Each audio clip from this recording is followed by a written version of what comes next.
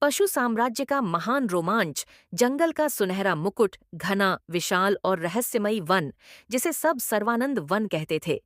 ये सिर्फ एक जंगल नहीं, बल्कि एक विशाल पशु साम्राज्य था।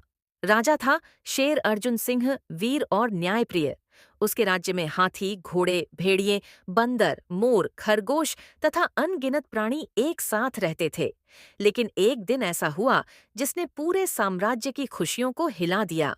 सुनहरे मुकुट का गायब होना। एक सुबह पूरे जंगल में हलचल थी।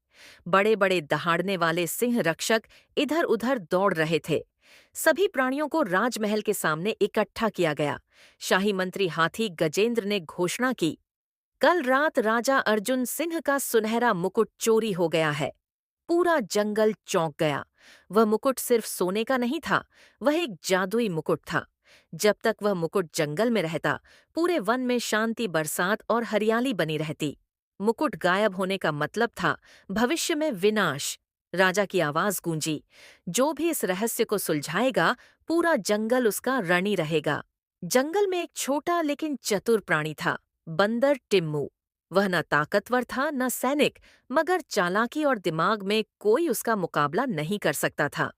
उसने आगे बढ़कर कहा, महाराज, मुझे कोशिश करने दीजिए। मैं पता लगाऊंगा कि मुकुट किसने चुराया।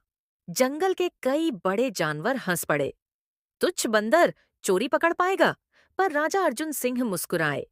कभी कभी छोटा शरीर बड़ा काम कर दिखाता है। जाओ टिम्मू, मुझे तुम पर भरोसा है।